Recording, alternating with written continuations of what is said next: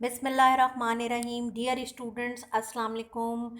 Students, in the last video, we were discussing about the intravenous type of the general anesthetics और हमने इनके कुछ important बातें discuss की थी, इम्पॉर्टेंट एजेंट्स की मैंने आपको ये देखिए समरी बताई थी। और इसके अलावा फिर हमने ये बात की थी कि इनके जो इंडिविजुअल एजेंट्स हैं हम उनको डिस्कस कर रहे थे, जिसमें प्रोपोफोल को, बारबिचुरेट्स को और बेंजोडाइजेपीन्स को हमने डिस्कस कर लिया था। अब कुछ और इम्पॉर्टेंट एजेंट्स को हम डिस्कस करेंगे इंट्रावेनस एनेस्थेटिक्स के पॉइंट ऑफ व्यू से, जिसमें आज हम डिस्कस करने जा रहे हैं ओपियोइड्स को।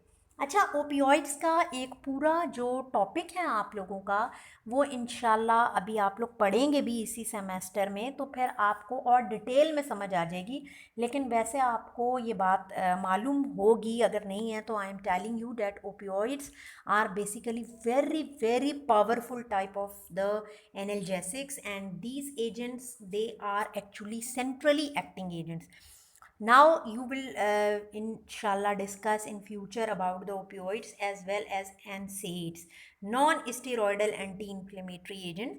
तो जो non steroidal anti inflammatory agents होते हैं वो सेंट्रली एक्ट नहीं कर रहे होते, जबकि ओपियोइड सेंट्रली एक्टिंग बहुत ही पावरफुल एनाल्जेसिक्स हैं। तो जनरल एनेस्थेटिक्स में इनकी पावरफुल एनाल्जेसिक प्रॉपर्टीज़ की वजह से हम इनको यूज़ करते हैं। Let's have a look. Because of their analgesic property, opioids are commonly combined with other anesthetics. Choice of opioid will depend on the duration of action needed, and most commonly used opioids are actually fentanyl. ये देखिए fentanyl है। इसके अलावा जो इनके कंजेनर्स हैं, सो fentanyl and रेमिफेंटेनिल, ये successfully use होते हैं because they induce analgesia more rapidly even than the morphine. ठीक है, and they may be administered intravenously. इनको आप इंट्रावेनसली भी दे सकते हैं, एपिड्यूरली भी दे सकते हैं। एपिड्यूरली पता है ना आपको, एपिड्यूरल इंजेक्शन वो होता है जो कि between the spaces of vertebrae होता है ना, स्पाइनल कॉर्ड में जो वर्टिब्राज के स्पेसिस हैं वहाँ पर, और या फिर इंट्राथीकली यानी इनटू द सेरिब्रोस्पाइनल फ्लूइड। ये सब चीज़ें तुम लोग पढ़ चुके हो अपने रूट ऑफ एडमिनिस्ट्रेशन में लास्ट टाइम, और ये हम इन रूट से ओपियोइड्स को दे सकते हैं। ओपियोइड्स की ख़ास बात यह है कि ये गुड एमनेसिक्स हैं, एमनीसिया बहुत अच्छा इंड्यूस करते हैं। इसके अलावा they can cause hypotension, definitely respiratory depression बहुत कॉमन है इनसे, मसल रिजिडिटी, और post anaesthetic nausea and vomiting, यानी एनेस्थीसिया के बाद पोस्ट। एंड ओपियोइड्स का जो एंटीडोट है यू नो कि वो नेलॉक्सेन है। तो अगर इस तरह की ज़्यादा खुदा न खास्ता टॉक्सिसिटी हो जाए तो you can antagonise by the help of naloxone. Okay, after opioid, the next agent is etomidate. Etomidate is also hypnotic agent है, that is used to induce the anesthesia, but it again lacks analgesic activity. जिस तरह हमने discuss किया इससे पहले barbiturates के बारे में कि उनकी एनाल्जेसिक एक्टिविटी इतनी नहीं है, सिमिलरली एटोमिडेट की भी एनाल्जेसिक एक्टिविटी नहीं है, लेकिन एनेस्थेटिक एक्टिविटीज़ इनकी हैं, एंड वाटर सॉल्युबिलिटी इसकी पुअर है। सो इसको प्रोपाइलिन ग्लाइकॉल सोल्यूशन की फॉर्म में दिया जाता है। अच्छा, ये बहुत सारी चीज़ें ऐसी हैं जो कोई इतनी ज़्यादा एक्सप्लेनेशन वाली नहीं है।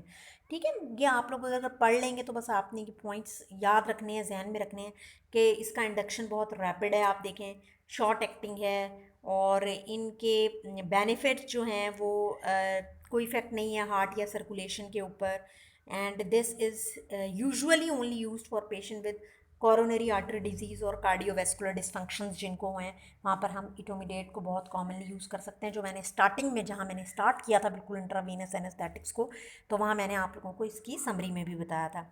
एडवर्स इफेक्ट्स की अगर हम बात करें तो decreased plasma cortisol and aldosterone levels, and that can persist up to 8 hours. ये इसके एडवर्स इफ़ेक्ट्स हैं जनाब। और उसके बाद अब हम डिस्कस करेंगे कैटामीन को। अच्छा, कैटामीन जो है इसको हम डिसोसिएटिव एनेस्थेटिक एजेंट भी कहते हैं, और उसका रीज़न ये स्टूडेंट्स कि ये डिसोसिएटिव एनेस्थीसिया प्रोड्यूस करता है, यानी एक ऐसी स्टेट इंड्यूस करता है जिसमें आप देखें कि पेशेंट जो है वो अनकॉन्शियस होता है but may appear to be awake and doesn't feel the pain. तो इसे कहते हैं कि dissociative type of the anaesthesia, यानी जो पर्सन है वो अपनी सराउंडिंग से डिसोसिएट कर जाता है। ठीक है, वो आपको ऐसे लग रहा होगा कि वो अवेकंड है, उसको कोई फील पेन नहीं हो रहा होता, लेकिन होता वो अनकॉन्शियस ही है। और केटामीन जो है ये शॉर्ट एक्टिंग है। ठीक है, और इसकी डिसोसिएटिव एनेस्थीसिया से ही ये क्या प्रोवाइड कर सकता है? Sedation, amnesia, immobility. Ketamine stimulate the central sympathetic outflow, that is why it cause the stimulation of heart with increased blood pressure as well as cardiac output. Definitely जब ये sympathetic nervous system को centrally enhance कर रहा है तो फिर ये इस तरह के इफ़ेक्ट तो इसकी वजह से आएंगे कार्डियक आउटपुट के ऊपर और ब्लड प्रेशर के ऊपर डेफिनेट। और दूसरी बात, एक और बात ध्यान में रखना केटामीन के हवाले से कि ये एक पोटेंट ब्रोंकोडाइलेटर है। अब आप लोग खुद बताइए कि जब कोई एजेंट ब्रोंकोडाइलेटर है तो इसका मतलब ये कहाँ पर हेल्पफुल होगा?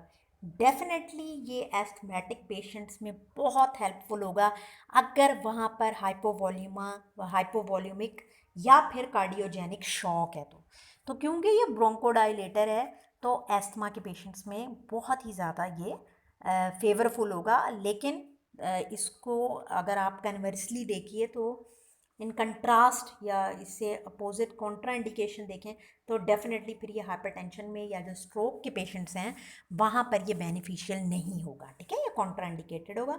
And this drug is lipophilic and this can enter the brain very quickly. Of course जो चीज़ भी लिपोफिलिक होती है तो वो फिर ब्रेन में बहुत रैपिडली एंटर हो सकती है। ठीक है, केटामीन is use mainly in children and elderly adults for short procedures. It is not widely use नहीं होती है। क्यों? Because it increases the cerebral blood flow and may induce hallucinations particularly young adults में। क्योंकि जब ये ब्लड फ्लो को बढ़ाती है तो हेलुसिनेशन के चांसेस इसके साथ बहुत ज़्यादा एसोसिएटेड है केटामीन के साथ। Never forget, keep in your mind. ठीक है, and this may be used, इसीलिए this can be used illicitly since it causes a dream like state and hallucination and those are very similar to phencyclidine PCP. PCP एक बहुत strong हेलुसिनोजन है जो कि hallucination cause कराता है, और केटामीन के जो हेलुसिनेशन या ड्रीम लाइक स्टेट्स होती हैं वो जस्ट लाइक सिमिलर हैं पीसीपी के, और दैट इज़ वाई ये बहुत ज़्यादा कॉमनली यूज नहीं होता है ये एजेंट। ठीक है, अभी इंशाल्लाह जो हमारा नेक्स्ट चैप्टर है वो सीएनएस स्टिमुलेंट्स के बारे में ही है, तो आप लोग पीसीपी को और सीएनएस स्टिमुलेंट्स को देखेंगे कि ये स्टिमुलेंट्स कैसे सीएनएस को स्टिमुलेट करते हैं और किस तरीके से ये इंड्यूस करवाते हैं हेलुसिनेशंस को और डिल्यूशंस को। ठीक है, ओके स्टूडेंट्स, अब हमारा अल्हम्दुलिल्लाह आज जनरल एनेस्थेटिक्स का टॉपिक कंप्लीट हो गया है, फिनिश हो गया है, और कुछ क्वेश्चंस मेरे पास आ भी चुके हैं, और आप लोग प्लीज़ गो थ्रू करें जनरल एनेस्थेटिक्स को, इनहेलेशनल को भी, आईवी को भी। If you people have any type of the question you are always welcome. आप वो क्वेश्चंस दे दें, और मेरे पास बहुत कुछ क्वेश्चंस रखे हुए भी हैं जिनको भी मुझे आंसर करना है, और इंशाल्लाह मैं बहुत जल्दी उनका आंसर भी कर दूँगी, और कोशिश करूँगी कि मैं किसी वीडियो ही में आंसर कर दूँ। उससे फिर ये बेनिफिट होता है कि सारे स्टूडेंट्स जो हैं, अगर किसी के जहन में और भी वो पॉइंट हो तो वो सभी का ही क्लियर हो जाता है। ठीक है, okay students, take care and अल्लाह हाफिज़।